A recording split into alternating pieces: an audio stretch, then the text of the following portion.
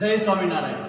श्री स्वामीनारायण विद्यासागर स्कूलની શૈક્ષણિક YouTube channel અને શૈક્ષણિક વોટ્સએપ ગ્રુપમાં હું ભાવેશ મેર ફરી એક વખત ગુજરાતી વિષયના ઓનલાઈન ક્લાસમાં વ્યાકરણ વિભાગમાં દરેક વિદ્યાર્થી મિત્રોનું સ્વાગત કરું છું। મિત્રો, તમે જે પેપર આપી રહ્યા છો ધોરણ 11 હોય કે ધોરણ 12 હોય, પરંતુ એમાં વ્યાકરણ વિભાગમાં નજર ફેરવશો તો તમને બીજો મુદ્દો જોવા મળશે વિરુદ્ધાર્થી શબ્દો। અત્યાર સુધી આપણે શું કરતા હતા, તમને જે શબ્દ આપેલો હશે એનો સીધો વિરુદ્ધાર્થી શબ્દ તમે શબ્દની સામે લખતા હતા, પરંતુ ધોરણ 11 અને ધોરણ 12 માં તમારે વ્યાકરણનો આ મુદ્દો થોડો બદલાઈને પૂછાય છે અથવા તો તમારે લખવાની રીત ફેરવવાની છે। મુદ્દો તમને આપ્યો હશે કે નીચે આપેલા વાક્યમાં રેખાંકિત શબ્દનો વિરોધી શબ્દ મૂકી વાક્યનો અર્થ બદલાય નહીં તે રીતે વાક્ય ફરીથી લખો। અર્થાત કે તમારે બે વસ્તુનું ધ્યાન રાખવાનું છે, એક તો શબ્દનો વિરોધી શબ્દ પણ મૂકવાનો છે અને ઉપરાંત તમને જે વાક્ય આપેલું છે એ વાક્યનો અર્થ એનો એ જ રહેવો જોઈએ। એના માટે તમે વાક્યમાં રચના તમે ફેરવી શકો, શબ્દો ઉમેરી શકો, પરંતુ વાક્યનો અર્થ બદલાવા દેવાનો નહીં। એટલે આપણા માટે આ મુદ્દો થોડો નવો કહેવાય। અત્યાર સુધી આપણે ડાયરેક્ટ જે શબ્દો લખતા હતા એમાં સીધો 1 માર્ક હોય તો આપણને મળતો, અડધો માર્ક હોય તો આપણને મળી જતો, પણ આમાં આપણે ભૂલ કરી, શબ્દનો માત્ર વિરોધી શબ્દ જ મૂક્યો પણ વાક્યનો અર્થ આપણે જાળવી શક્યા નહીં, બદલાઈ ગયો, તો આપણને એનો માર્ક મળતો નથી। એટલે બંને મુદ્દાને ધ્યાનમાં રાખીને આપણે વિરુદ્ધાર્થી શબ્દો કઈ રીતે મૂકીશું, વાક્યમાં કયો ફેરફાર કરીશું જેના કારણે વાક્યનો અર્થ ન બદલે, તો એના માટે આપણે શું કરીએ, એના માટે ખાસ આજે આ વિડીયો તૈયાર કરવામાં આવ્યો છે। આમ તો મેં દરેક ધોરણમાં તમને સામાન્ય કેટલીક માહિતી આપી દીધેલી છે કે વિરુદ્ધાર્થી શબ્દો કઈ રીતે લખવા, વાક્યનો અર્થ કઈ રીતે બદલાવા ન દેવો, એના માટે કયા કયા સુધારાઓ કરવા। તમારી પરીક્ષાઓ ચાલી રહી છે, તમારે હવે ટૂંક સમયમાં બોર્ડની પરીક્ષાઓ પણ આપવાની થશે, એમાં પણ તમારે આ મુદ્દો પૂછાશે જ, એટલા માટે આપણે આ મુદ્દાનું એકવાર રિવિઝન પણ કરી નાખીએ અને મુદ્દાને વ્યવસ્થિત સમજી પણ લઈએ। જે વિદ્યાર્થી મિત્રોએ સ્વામીનારાયણ વિદ્યાસાગર સ્કૂલની યુટ્યુબ ચેનલને સબસ્ક્રાઇબ કરી નથી તેમણે સબસ્ક્રાઇબ કરી લેવાની છે અને નીચે આપેલું બેલ આઇકન દબાવજો, એટલે તમારા ધોરણના દરેક વિડીયો સૌથી પહેલા તમને તમારા મોબાઈલ ઉપર જ મળી રહેશે। વોટ્સએપ ગ્રુપના માધ્યમથી તમને જે વિડીયોની લિંક મોકલવામાં આવે છે, લિંક દ્વારા વિડીયોનો પૂરેપૂરો અભ્યાસ કરજો। વિડીયો પસંદ આવે તો એને લાઈક પણ કરજો અને વિષય શિક્ષકો દ્વારા સોંપવામાં આવેલું દરેક કામ સમયસર કરતા રહેજો।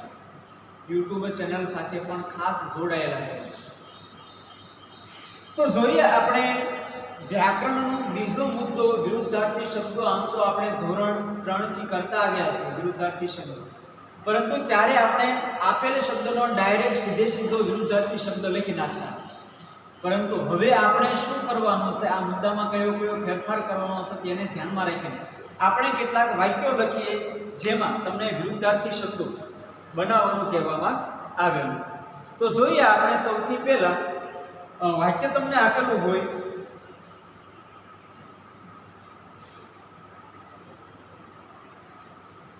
પોસ્ટ ઓફિસ વાર્તામાંનું લેવામાં આવેલું વાક્ય છે,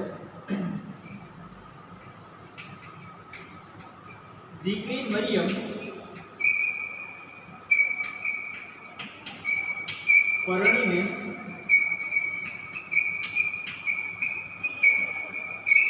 સાસરે ગઈ। દીકરી મરિયમ પરણીને સાસરે ગઈ, આ શબ્દમાં, આ વાક્યમાં તમને સાસરે શબ્દ અંડરલાઈન કરેલો હશે, નીચે ઉપર કહેવામાં આવેલું છે કે આપેલ વાક્યમાં રેખાંકિત શબ્દનો વિરુદ્ધાર્થી શબ્દ મૂકી વાક્યનો અર્થ બદલાય નહીં તે રીતે વાક્ય ફરીથી લખો। અર્થાત કે આપણે વાક્યનો અર્થ એનો એ જ દેવાનો હશે, સાસરે ગઈ, પણ આપણે આ શબ્દને માત્ર ફેરવવાનો હશે। સાસરેનો વિરુદ્ધાર્થી શબ્દ કયો થાય, પિયર। હવે જોવાનું છે ડાયરેક્ટ આપણે પિયર શબ્દ મૂકી દઈશું તો એનો અર્થ છે બદલાઈ જશે, એટલે આપણે વાક્યમાં કંઈક ફેરફાર કરવો પડશે જેના કારણે એનો અર્થ બદલાય નહીં।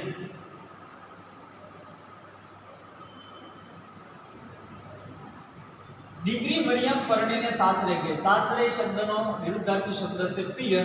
આપણે વાક્યનો અર્થ નથી બદલાવા દેવાનો, માત્ર આપણે પિયર શબ્દ લખી નાખીશું તો વાક્યનો અર્થ બદલાઈ જશે. દીકરી મરિયમ પરણીને પિયર ગઈ તો વાક્યનો અર્થ બદલાઈ ગયો, પરંતુ આપણે પિયર નથી ગઈ, સાસરે ગઈ છે એવું સાબિત કરવાનું છે. સાસરેની બદલે આપણે પિયર શબ્દ વાપરવાનો હશે.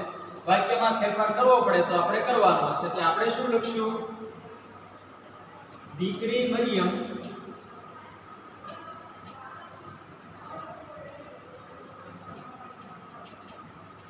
પરણીને પિયર ન ગઈ. પિયર નહોતી ગઈ, એ સાસરે ગઈ, એટલે આપણે વાક્યનો વિરુદ્ધાર્થી શબ્દ મૂક્યો પિયર. આ રીતે આપણે વાક્યમાં વિરુદ્ધાર્થી શબ્દ મૂકીને વાક્યનો અર્થ પણ જાળવવાનો રહેશે. ચલો આ સિવાય એક વાક્ય આપણે જોઈએ રોજો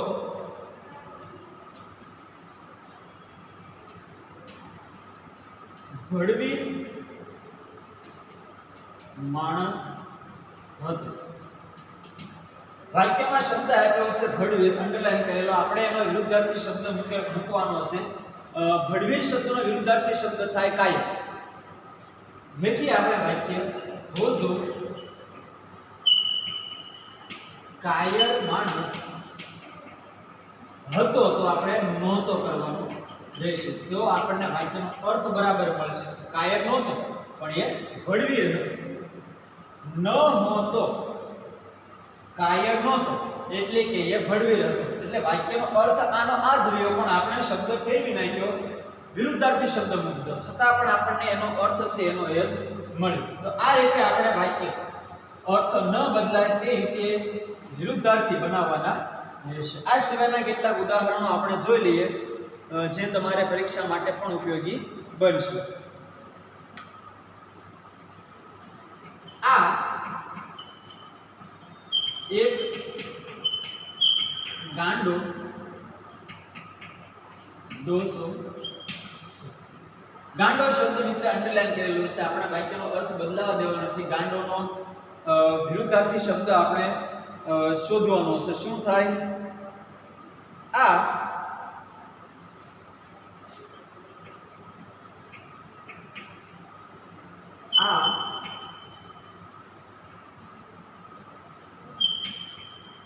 ડાહ્યો ડોસો નથી. ડાહ્યો નથી અર્થાત કે ગાંડો હશે, એટલે આપણે લખ્યો ગાંડો શબ્દનો વિરુદ્ધાર્થી ડાહ્યો. આ ડાહ્યો ડોસો નથી. જોઈએ આપણે એક અલગ બીજું વાક્ય. પરિષદમાં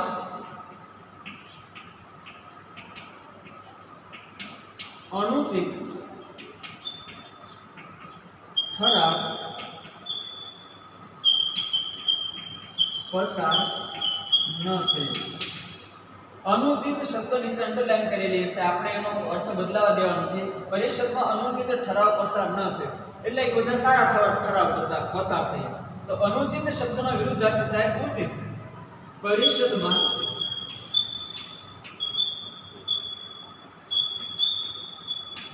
ઉચિત ઠરાવ પસાર થયો. આ શબ્દ અક્ષરને આપણે કાઢી નાખ્યો. નકારનો જે ભાવ હતો આપણે હકારનો ભાવ બતાવ્યો. પરિષદમાં ઉચિત ઠરાવ પસાર થયો. અનુચિતનો વિરોધી લીધો આપણે ઉચિત. એટલે વાક્યનો અર્થ એનો એ જ રહ્યો, પણ વાક્યમાં આપણે આપેલ શબ્દનો વિરુદ્ધાર્થી શબ્દ મૂક્યો. તો આ રીતે આપણે વાક્ય બનાવીશું. જોઈએ હજી વિષયાને સાથે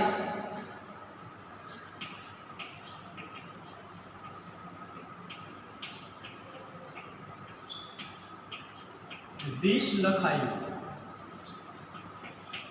વિષ શબ્દ અંડરલાઈન કરેલો હશે. આપણે એનો વિરુદ્ધાર્થી શબ્દ મૂકવાનો હશે. વાક્યનો અર્થ બદલાય નહીં તે રીતે લખીએ. વિષયાને સાથે વિષનો વિરુદ્ધાર્થી શબ્દ થાય અમૃત. અમૃત ન લખાયું. અમૃત ન લખાયું કે વિષ લખાયું. એટલે વાક્યનો અર્થ આપણને એનો એ જ મળ્યો. વિષયાને સાથે અમૃત ન લખાયું. જોઈએ છે એક વાક્ય.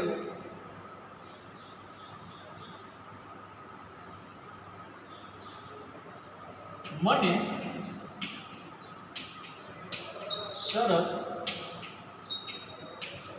મંજૂર છે. મંજૂર શબ્દ નીચે અંડરલાઈન કરેલી છે, અર્થાત કે આપણે એનો વિરુદ્ધાર્થી શબ્દ મૂકવાનો છે. તો મંજૂરનો વિરુદ્ધાર્થી શબ્દ શું થશે? નામંજૂર. વાક્ય આપણે લખવાનું છે, મને શરત નામંજૂર નથી. નામંજૂર નથી કર્યું ત્યારે આપણને અર્થ એનો એ જ મળ્યો. જો આપણે કહ્યું કે મને શરત નામંજૂર છે, અર્થાત કે મંજૂર નથી, પણ અહીંયા મંજૂર છે એવો ભાવ છે, તો આપણે નામંજૂર નથી અર્થાત કે મને મંજૂર છે એવું આપણે દર્શાવ્યું છે. હવે આપણે જોઈએ એક વાક્ય.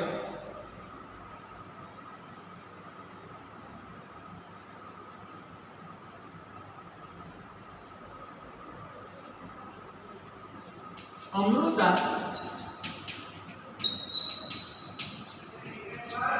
કુકા રમવામાં એકો શબ્દ નીચે અંડરલાઈન કરેલી છે. આપણે એનો અર્થ બદલાવી એકો અર્થાત કે હોશિયાર હતી, તો આપણે એનો અર્થ બદલાવીએ તો શબ્દ કઈ રીતે મૂકશું? અમૃતા કુકા રમવામાં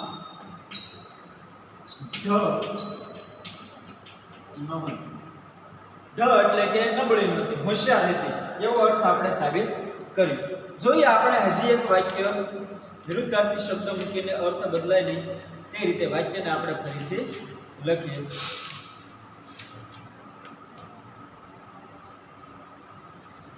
હું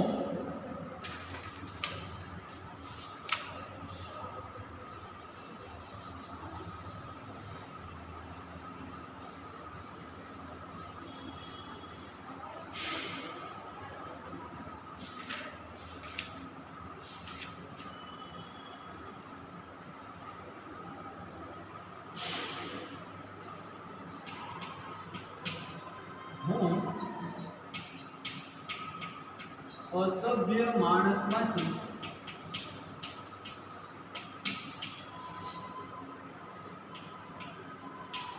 સેવક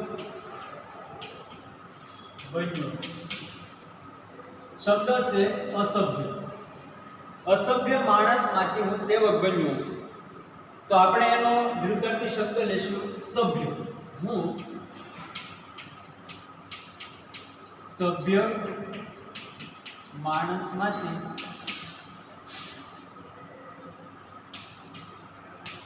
સેવક બન્યો નથી. શું નો આપણે નથી કર્યું ત્યારે આપણને અર્થ એનો એ જ મળ્યો. અસભ્યના સ્થાને આપણે સભ્ય શબ્દ ઉમેર્યો ત્યારે આપણને વાક્યનો અર્થ છે મળે છે. જોઈએ પરમ સેવ્ય અહિંસા છે. અહિંસા શબ્દ નીચે અંડરલાઈન છે. પરમ સેવ્ય હિંસા નથી. વાક્યનો અર્થ આપણે જાળવી રાખ્યો. અહિંસાનો વિરુદ્ધાર્થી શબ્દ મૂક્યો હિંસા. જોઈએ આ સિવાયનું એક વાક્ય.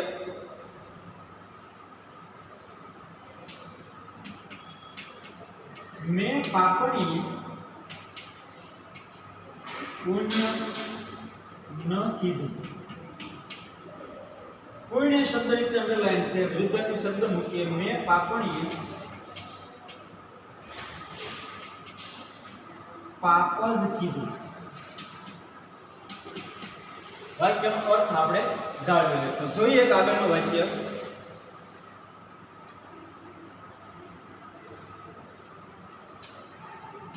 આ જાતના વિજયથી સંતોષ અનુભવાતો હતો. સંતોષ વિજય શબ્દ નીચે અંડરલાઈન કરેલી છે, અર્થાત કે આપણે એનો વિરુદ્ધાર્થી શબ્દ મૂકવાનો હશે. તો શું બનશે વાક્ય ફરીથી? આ જાતના હારથી અસંતોષ અનુભવાતો ન. અર્થાત કે આપણને આપેલા વાક્યો જો હકાર હોય તો આપણે વિરુદ્ધાર્થી શબ્દ મૂકતી વખતે એને નકાર બનાવવાનો થાય. નકાર વાક્ય આપેલું છે તો વિરુદ્ધાર્થી શબ્દ મૂકતી વખતે આપણે એને હકાર વાક્ય બનાવવું પડે. ત્યારે આપણને વાક્યનો અર્થ એનો એ જ મળે છે અને વાક્યના રેખાંકિત શબ્દને સ્થાન આપણે વિરુદ્ધાર્થી શબ્દો મૂકી શકીએ છીએ. જોઈએ આ સિવાયના કેટલાક વાક્યો. મણિભાઈ ઝડપથી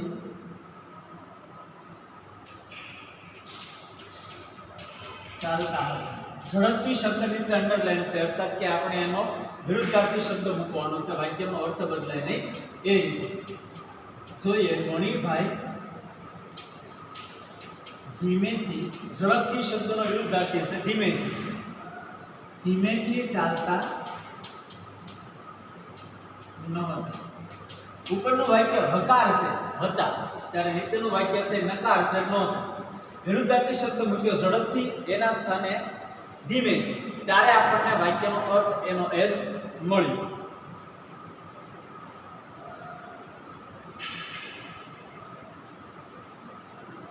વાક્ય એક જોઈએ.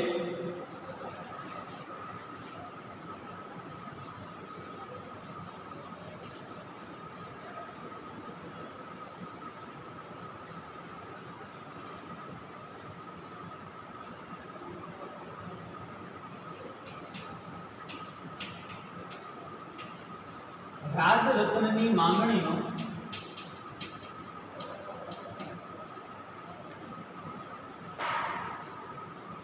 સ્વીકાર કરવો.